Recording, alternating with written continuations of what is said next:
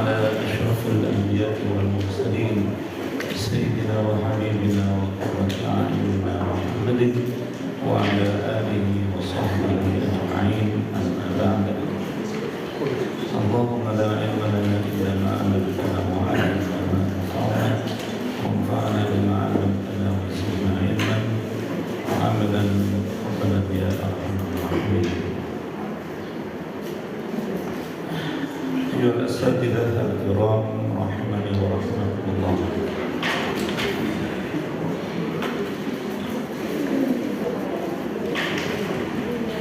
Alhamdulillah Rabbil Alamin, pada pagi hari ini kita dipertemukan bersama-sama untuk membuktikan cinta kita terhadap Al-Quranul Karim. Faman ahabbal Quran falyabshir. Barang siapa yang mencintai Al-Quran, maka hendaklah dia merasa bergembira dan berbahagia karenanya. Mengapa demikian? Karena hanya dengan Al-Quranlah seorang itu akan mendapatkan hidayah dari Allah Subhanahu wa Ta'ala. Karena hanya dengan Al-Quranlah seseorang itu bisa mengadu atau mukalamah, berbicara langsung dengan Allah Subhanahu wa Ta'ala. Dan ini hanya orang-orang yang berilmu lah yang dapat menilai, mengetahui bahwa Al-Quran merupakan sarana utama pembicaraan hamba dengan Allah. Begitu pula Allah Subhanahu wa Ta'ala membicarai hamba-hambanya. Berilmu, sesungguhnya orang-orang yang tidak berilmu itu tidak pernah menganggap bahwa kalamullah diturunkan adalah untuk sebagai sarana pembicaraan Allah Subhanahu wa Ta'ala kepada mereka. Sebagaimana disebutkan oleh Allah Subhanahu wa Ta'ala dalam surah Al-Baqarah, wa qala alladziina la ya'lamuuna laula yukallimuna Allah aw ta'tina. Dan orang-orang yang tidak berilmu itu la ya'lamun, mereka berkata, mengapa Allah tidak membicarai kami? Atau mengapa Allah Subhanahu wa Ta'ala tidak menurunkan ayat kepada kami? Kadzalika qala alladziina min qablihim mithla qawlihim. Seperti itulah perkataan orang-orang sebelum mereka, persis seperti apa yang mereka katakan. Gak ngerumangsani bahwa kalamullah ini merupakan cara Allah Subhanahu wa Ta'ala untuk membicarai hamba-hambanya. Tasyabahat qulubuhum, hati mereka terdapat kemiripan, keserupaan, disebabkan karena kekufuran mereka yang sama. Sebagaimana firman Allah Subhanahu wa Ta'ala, yudhahi'una qawla alladziina kafaru min qabl. Perkataan mereka itu menyerupai perkataan orang-orang kafir sebelumnya. Lagi-lagi penyebabnya adalah satu, disebabkan karena mereka adalah la ya'lamun, mereka tidak berilmu. Sekiranya mereka berilmu, pasti mereka akan merasakan bahwa saat Al-Quran akan dibaca, maka dia akan bisa merasakan nikmatnya mukalamah dengan Allah Subhanahu wa taala. Sebagaimana dalam sebuah hadis Rasulullah sallallahu alaihi wasallam bersabda, "Man arada ay yatakallama ma'allahi falyaqra al-Qur'an." Barang siapa yang ingin berkomunikasi, berbincang-bincang dengan Allah Subhanahu wa taala, maka tidak ada cara lain kecuali dia harus membaca Al-Qur'anul Karim. Ini hanya orang-orang yang berilmu lah yang saat membaca Al-Qur'anul Karim dia merumangsani sedang berbicara dengan Allah. Sehingga bisa kita tanyakan dalam diri kita, apakah kita ini termasuk orang yang berilmu atau masuk orang yang tidak berilmu?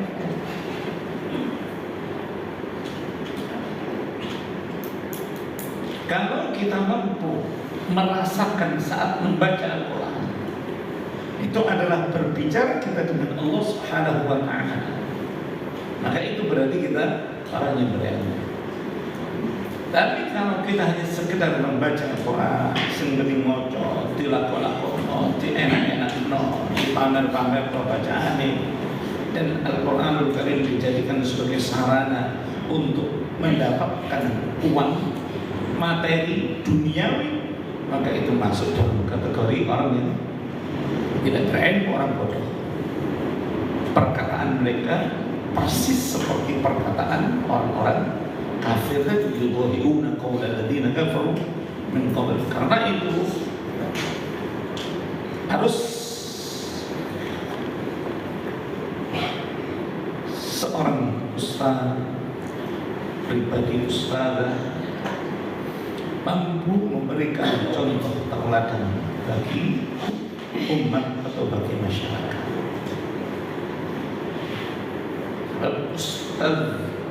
Ustazah, guru Al-Quranul Karim merupakan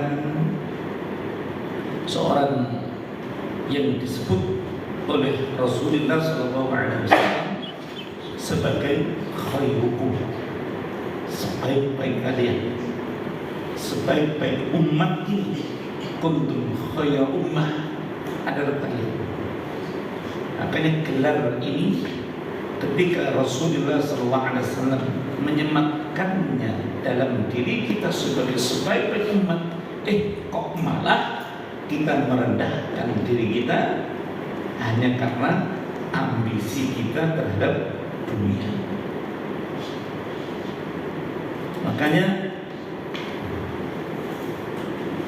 tugas seorang guru Al-Quranul Karim ini merupakan nikmat yang terbesar, di mana sekolah ini, yayasan ini telah memfasilitasi kita untuk mengajar, telah memfasilitasi kita untuk menyampaikan Al-Quranul Karim sebagai kalam Allah. Karena itu sudah semestinya seorang guru itu harus melihat bahwa dia sedang membawa kalam Allah yang azim, yang menjadikan sebab manusia itu karenanya terangkat derajatnya. Sebaliknya yang karenanya ketika Al-Quranul Karim ditinggalkan, dia akan hancur, binasa, hina selama-lamanya. Sebagaimana dalam sebuah hadis Rasulullah sallallahu alaihi wasallam bersabda, "Inna Allah yarfa'u bihadzal kitabi aqwaman wa yadh'u bihi akharin." Sesungguhnya Allah Subhanahu wa ta'ala mengangkat derajat kaum ini disebabkan oleh Al-Quranul Karim yang kita bawa, yang kita sampaikan, yang kita ajarkan. Sebaliknya Allah Subhanahu wa ta'ala akan menghinakan kaum ini disebabkan karena mereka meninggalkan Al-Quran. Nah, hak-haknya Al-Quranul Karim adalah seperti yang kita sampaikan, bahwa saat kita membaca Al-Quran harus dengan ditadabburi isi kalimatnya. Saat kita membaca pun juga harus merasa bahwa kita sedang menghadap Allah Subhanahu wa Ta'ala, sedang berbicara dengan Sang Maha Kuasa, Sang Maha Pencipta. Makanya harus dengan tadabbur, dengan penghayatan isi kandungannya. Kemudian kita ambil intisari dari apa yang disampaikan oleh Allah Subhanahu wa Ta'ala yang telah kita terima, untuk kita amalkan dan untuk kita sampaikan kepada umat, sehingga target utama kita adalah menjadikan umat ini sebagai ummatan wahidah. Sebagaimana firman Allah Subhanahu wa Ta'ala, inna hadhihi ummatukum ummatan wahidah, sesungguhnya umat kalian ini adalah umat yang satu. Jangan dibeda-bedakan antara di sini umat Wahabi, umat Sunni, umat Syi'i, umat Kristen, umat Jangan. Semuanya adalah satu. Prinsip kesatuan umat ini apa? La ilaha illa ana fa'budun. Tidak ada Tuhan kecuali Allah Subhanahu wa Ta'ala, maka sembahlah. Kata kerja itu mentauhidkan Allah Subhanahu wa Ta'ala dalam ucapan dan perbuatannya. La ilaha illallah, la ilaha illallah, la ilaha illallah. Sebabkan kalimat la ilaha illallah melalui Al-Quran. Makanya dalam rapat beberapa kali antara kami dengan pimpinan-pimpinan yang diamanai untuk mengelola dan sebagai direktur atau penanggung jawab Al-Quranul Karim pembelajaran di yayasan ini, telah kami sampaikan pentingnya untuk memahamkan Al-Quranul Karim mulai sekarang pada anak-anak. Hanya dengan pemahamanlah yang kita sampaikan kepada mereka, maka mereka berhak mendapatkan hidayah petunjuk dari Allah Subhanahu wa Ta'ala. Tapi sebaliknya, jika hanya sekedar bacaan saja yang kita sampaikan kepada santri atau murid-murid kita, maka tidak akan ada jaminan hidayah itu mereka dapatkan. Sehingga seiring berjalannya waktu, bertambahnya usia mereka, sedangkan ilmu yang mereka terima itu berbagai macam, macam ilmu kejahatan, ilmu kemaksiatan, yang diterima dari berbagai sumber-sumber, kadang-kadang orang jahat, orang kafir, melalui HP mereka, tontonan-tontonan mereka, sehingga tidak sedikit dari sebelumnya dia adalah anak yang diharapkan akan kesolehannya oleh orang tua, akhirnya dia berubah menjadi penjahat, menjadi murtad. Beberapa hari yang lalu tetangga kami, termasuk jamaah Masjid Al-Falah Darussalam, dia dulu pengusaha atau orang penting di BUMN, sehingga anaknya ini, dia punya anak mulai dari TK, SD, SMP, SMA itu sepenuhnya disekolahkan di sekolah Al-Hikmah Surabaya. Kemudian kuliahnya dikuliahkan di IAIN. Beliau datang pada saya untuk bertanya, Ustaz, sudah punya harapan kami, Ustaz. Loh, kenapa? Anak yang saya gadang-gadang sebagai bendera, ya, Islam ada di rumah kami, di keluarga kami, sekarang menjadi aman. Kok bisa seperti itu? Anak saya sekarang menjadi murtad. Padahal dulu tadi cerita TK-nya mereka mulai TK, SD, SMP, sekolahkan di sekolah Islam. Ya pinter ngaji sana. Setiap kali ketemu assalamualaikum kepada orang tuanya sana. Sekarang sudah nggak ada salam, sehingga saya terpaksa harus mengusir dari rumah. Penyebabnya apa? Kecantol ambek arek wedok Kristen, kecantol arek pasangan wedok Kristen, sehingga dia masuk pola agama istrinya. Sebenarnya saya nggak bisa bertahan hidup bersama dia, sehingga saya usir dan seterusnya. Dan ini terjadi setelah istri saya meninggal. Istri saya meninggal, ya ibunya sedih. Itulah contoh bahwa hidayah Allah Subhanahu wa Ta'ala itu amat sangat mahal. Seseorang itu akan menjadi punah,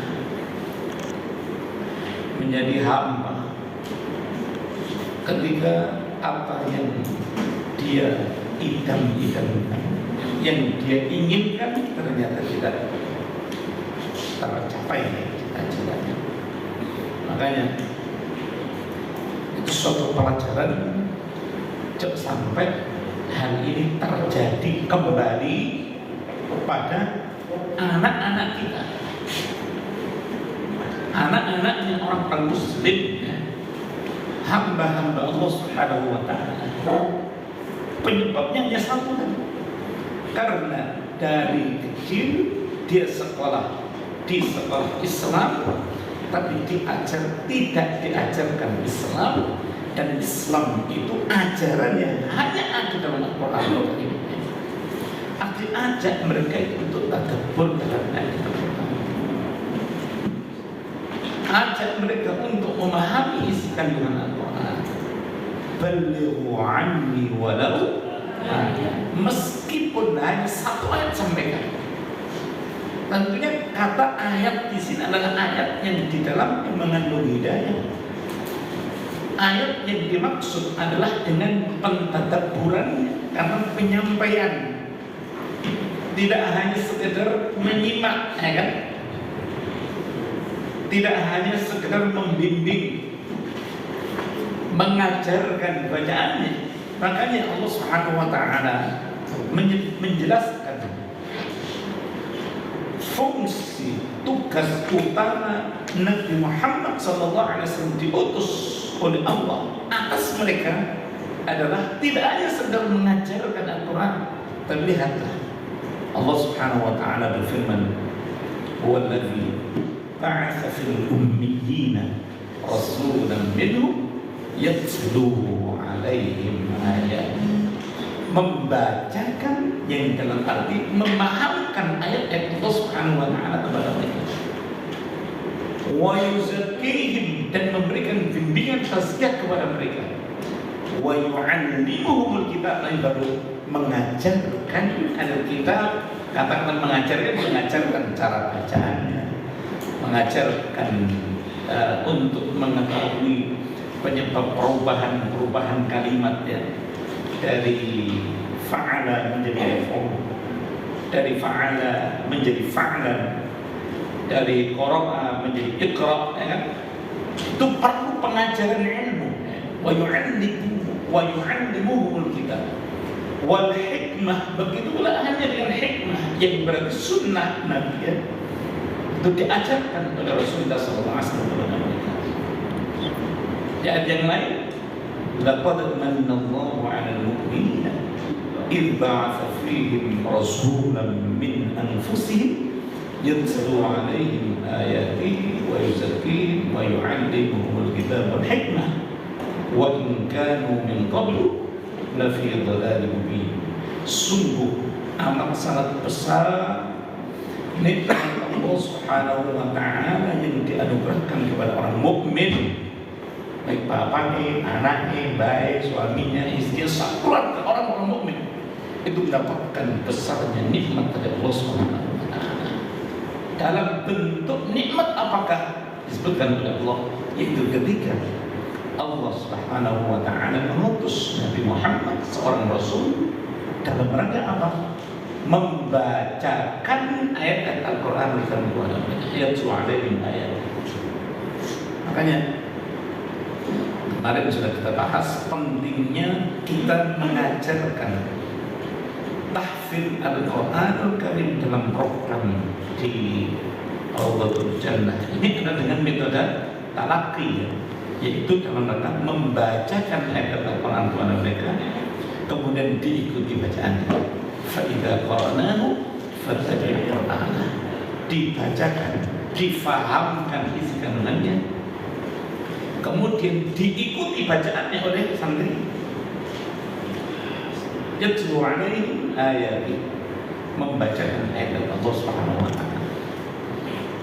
Wa yu'allimuhumul kitab wa yuzakkihim, tazkiyah sama, dan mengajarkan Alkitab kepada mereka, wal hikmah, dan hikmah. Kemudian ditutup oleh Allah Subhanahu wa ta'ala sebagai peringatan keras dan pentingnya kita untuk tamassuk dan i'tisam bil Qur'anil Karim. Allah berfirman, wa in kanu, maka mereka dulu sebelum dibacakan ayat Al-Qur'anul Karim itu lafi dhalalim mubin, sungguh benar-benar berada dalam kesesatan yang nyata. Ya, berkat mereka mau mendengarkan Al-Quran Karim dibacakan oleh Rasulullah, ya. Berkat mereka mau dipimpin oleh Rasulullah, berkat mereka mau menerima pengajaran dari Rasulullah berupa Al-Quran Karim dan hikmah, mereka selamat dari kesalahan. Sebaliknya, jika mereka meninggalkan unsur-unsur penting sampainya mereka pada hidayah Allah Subhanahu wa ta'ala, maka mereka jelas nyata berada dalam kesesatan yang jauh dari petunjuk Allah Subhanahu wa ta'ala. Karena itulah monggo kita benar-benar siap untuk menjadi penerus Rasulullah sallallahu alaihi wasallam. Al-ulama'u warasatul anbiya, para ulama, orang yang alim itu, orang yang berilmu itu adalah pewaris dari para nabi-nabi Allah Subhanahu wa ta'ala. Dan para nabi-nabi Allah Subhanahu wa ta'ala saat mengajarkan Al-Quran, menyampaikan ilmu hidayah Allah Subhanahu wa ta'ala, itu enggak hitung-hitung dunyanya, tidak pernah hitung-hitung duit. Dalam prinsip yang Allah Subhanahu wa ta'ala sampaikan di beberapa tempat dalam Al-Quranul Karim, prinsip yang mereka bawa dalam pengajaran dakwahnya selalu mengatakan, ya qaumi la as'alukum alaihi ajra, wahai kaumku, aku tidak menuntut meminta pada kalian upah, tidak meminta. Nek dimai alhamdulillah, nek enggak dimai innalil. Tidak masuk innalillah, kita serahkan sebetulnya kepada Allah. Sesungguhnya tidak ini milik Allah dan hanya kepada Allah lah semuanya akan kembalinya. Seperti itulah apa yang semestinya kita lakukan. Kita berjuang bersama-sama, berjuang Al-Quran, berjuang bersama-sama, tidak mencari apa-apa kecuali mencari ridha Allah Subhanahu wa ta'ala. Pahala di sisi Allah jauh lebih baik daripada upah di dunia. Alhamdulillah, yayasan ada pengertian kita diikat dengan ya tadi ajar itu menurut mereka, ya, tidak kita anggap sebagai ajar apa yang kita lakukan dalam berdakwah Al-Quranul Karim ini, tapi kita anggap sebagai hadiah, ya, hadiah pemberian mereka untuk mengikat supaya kita bisa istiqomah di tempat ini. Kalau tidak diikat kan kita bisa dakwah kemana-mana. Makanya diikat itu tanggung jawabnya yayasan itu. Sedangkan kita tanggung jawab kita, alhamdulillah di sini ada fasilitas,